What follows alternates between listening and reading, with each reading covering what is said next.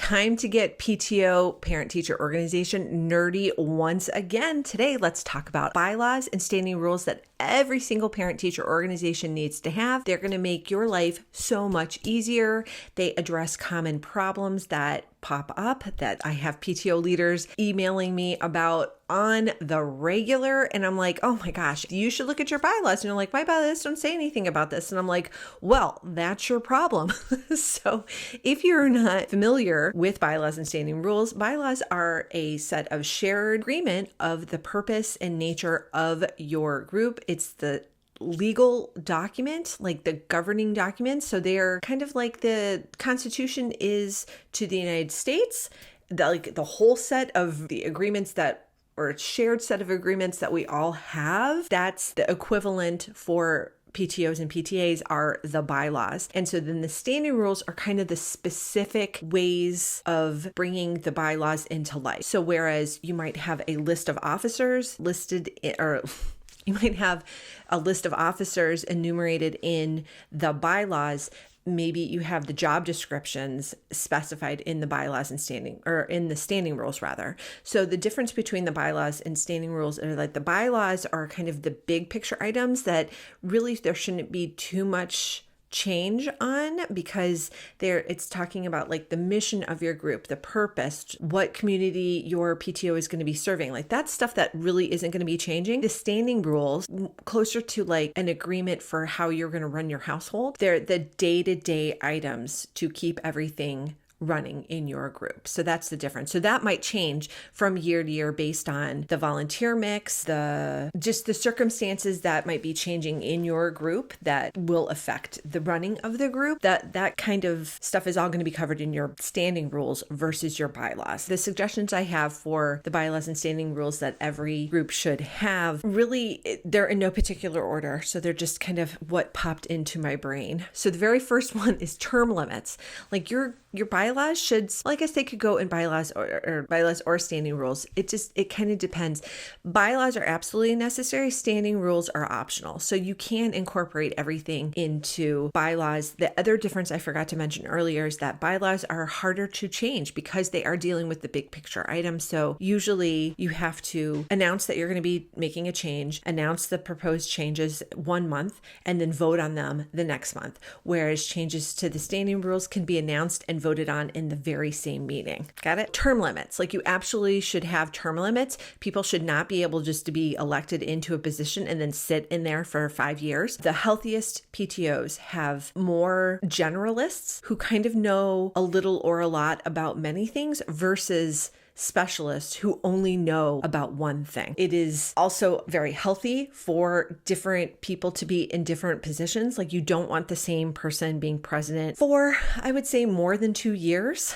Anything more than that is, I think, personally detrimental to the president. I have been president for longer than 2 years, and that third year was not fun, was not good, and I needed a big old break from that group. You get burnt out, and it is also deprives the group of having new leaders be trained and come up through the ranks into that position. So definitely have term limits. The next thing, you need to have something in your bylaws that addresses office vacancies. So what happens if no one wants to be president or treasurer? Does the PTO have to close? Like you want to address that in your governing documents. You also want to be addressing the principal's role. Like this is such a huge area of conflict because some principals have a really good understanding of how their participation should be, like how it should look, what exactly their role is, and that they have a healthy approach where they are not micromanaging. Other principals don't quite get that. They should not be having their thumb on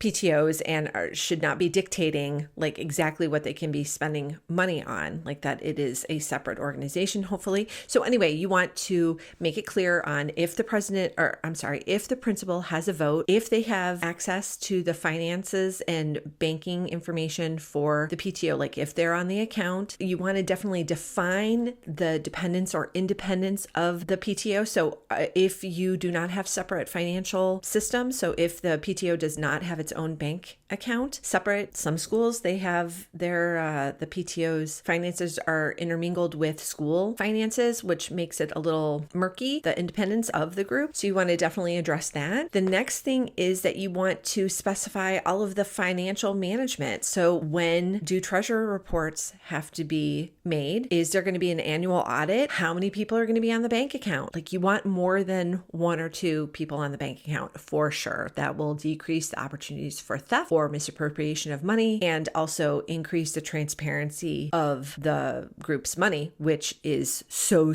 important. Specifying who has control over different PTO owned accounts. So it could be like your group's Facebook page. That should probably be specified in your standing rules. You want to make sure that you have multiple administrators on all PTO accounts, because I have seen this many times where one person decides that they don't want to play nicely with other people and they decide to lock everybody out and they leave the group, and then the group is stuck with an outdated Facebook page that they can't access or update. And so it causes a whole bunch of hullabaloo. You can totally remedy this by just specifying that there are to be multiple administrators in your bylaws, or I'm sorry, in your standing rules, so that if someone gives you trouble, you can just look, we already agreed on this, we're adding Susie. Or that you always have multiple people, so that it's kind of how we operated in my group, is that once you're on as an administrator, you kind of stay on until you leave the group, because all of our members and our leaders generally know how to work well with others, so we don't have drama trauma. If we did have someone who was causing that, we'd probably change it so that when you're out of the role, you're off of the account. Just specifying this information can save your group a lot of trouble. All right, the last thing that you need to include are dissolution of the group.